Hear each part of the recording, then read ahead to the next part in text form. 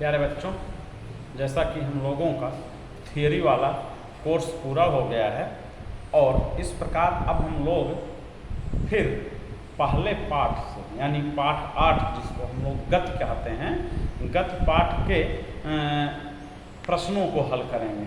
तो ध्यान देना, आपकी पुस्तक में 2 प्रकार के प्रश्नों का सीरीज है, 2 प्रकार के प्रश्नों की सीरीज है।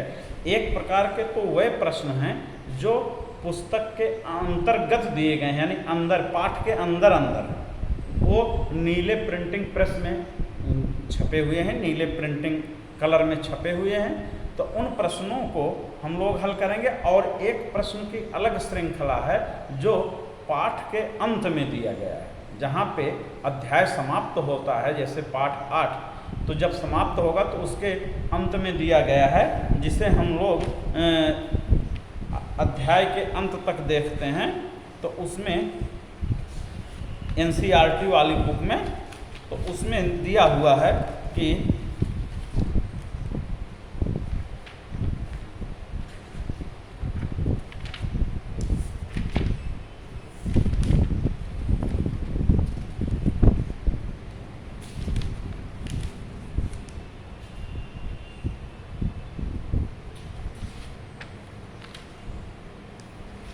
तो इस प्रकार इसमें दिया हुआ है, एक है श्रृंखला है अध्याय के अंत में और एक श्रृंखला है अध्याय के अंतर्गत दिए गए सभी प्रश्नों का। तो इस प्रकार से हम लोग पहले अध्याय के अंतर्गत यानी अंदर जो नीले रंग के प्रिंटिंग प्रेस में छपे हुए हैं उन प्रश्नों को हम लोग हल करेंगे। तो इस प्रकार से कुल अध्याय के अंतर्गत लगभग 20 प्रश्न और अध्याय के अंत में प्रश्नों की संख्या जो है वो 10 प्रश्न के आसपास है। तो इस प्रकार से कुल हमारे पास 20, 10, 30 हो गए, लेकिन इनमें से हम कुछ को बताएंगे, शेष आप लोग अपने अभ्यास करिएगा। जो नहीं समझ में आएगा तो उसको हम बताएंगे।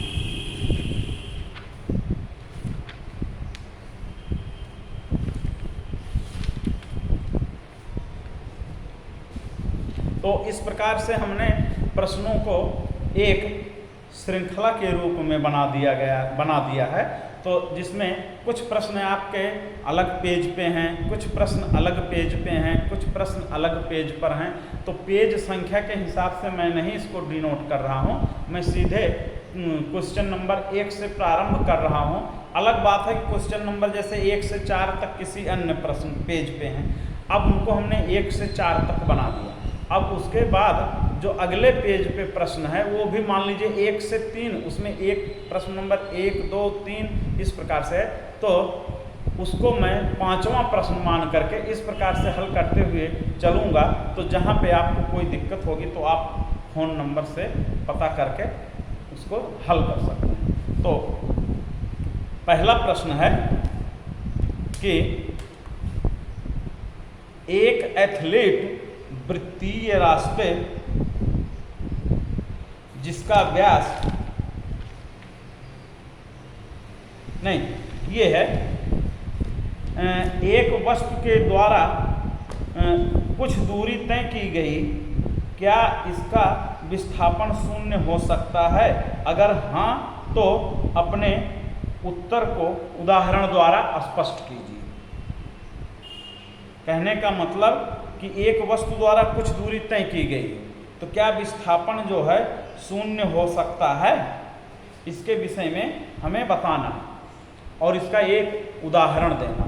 तो ध्यान दें कि जैसे प्रश्न नंबर 1 है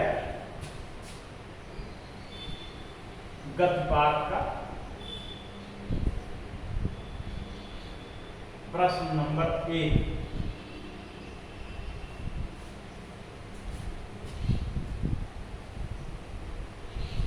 तो इसमें कह रहा है कि ध्यान से सुनना, एक वस्तु के द्वारा कुछ दूरी तय की गई, क्या इसका विस्थापन 0 हो सकता है?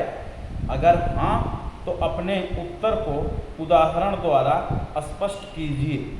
तो ध्यान दीजिए कि दूरी और विस्थापन की परिभाषा में जब हम लोगों ने पढ़ा था तो किसी वस्तु द्वारा तय किए गए मार्ग की संपूर्ण लंबाई को दूरी कहते हैं, और जबकि किसी वस्तु के अंतिम स्थिति और प्रारंभिक स्थिति के बीच के अंतर को हम लोग विस्थापन कहते हैं।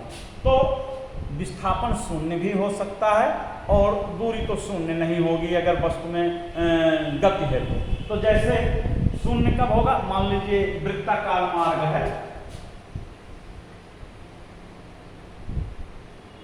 इस प्रकार से ये कोई वृत्ताकार मार्ग है। अब इस वृत्ताकार मार्ग पर ये इसका केंद्र है, यदि कोई व्यक्ति या वस्तु इस वृत्ताकार मार्ग पर चलती है, मान लीजिए कि इसकी गति का प्रारंभ यहाँ से होता है P बिंदु से और वो जो है वृत्त का केंद्र है, तो ये ऐसे ऐसे गति कर रही है, घूम रही है इस वृत्ताकार मार्ग। तो ध्यान देने की बात है कि अगर ये वस्तु यहाँ पर आ गई इस बिंदु पर, मान लीजिए कि Q बिंदु पर आ गई, तो इसके द्वारा तय की गई दूरी, ये पूरी वृत्त की चाप जो है टेढ़ा मार्ग जो है वृत्त का परिधि का भाग, ये जो है उसकी दूरी कहलाएगा। परंतु इसका विस्थापन जो होगा इस P और Q को अगर हम मिला देंगे तो ये सीधी रेखा जो बन रहा है ये विस्थापन कहलाएगा।